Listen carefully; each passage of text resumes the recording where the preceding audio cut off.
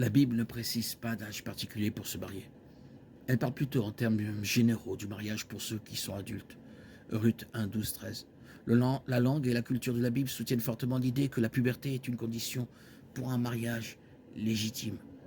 Ézéchiel 16 contient une métaphore de la relation de Dieu avec Israël. Dans ce passage, Dieu prend soin d'Israël, représenté comme une jeune fille orpheline à divers stades de développement. Le Seigneur voit d'abord sa naissance, puis la regarde grandir. Tu as grandi, tu es entré dans la puberté. Tes seins se sont formés, tes cheveux ont poussé. Puis, je suis passé, quand je t'ai regardé et que j'ai vu que tu étais en âge d'aimer, j'ai étendu sur toi le pan de mon vêtement. Cantique des Cantiques, versets 7-8. Dans cette illustration, c'est seulement après que la jeune fille a atteint la maturité physique. Parfois, le Nouveau Testament a encore moins à dire sur l'âge du mariage. Il existe néanmoins des indices dans le grec du Nouveau Testament qui sont similaires à ceux de l'hébreu.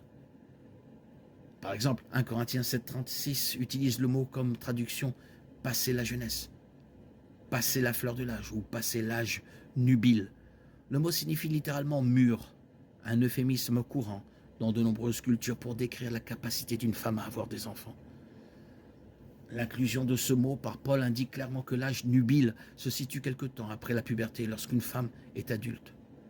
Mais l'Écriture ne fixe nulle part un âge nubile définitif.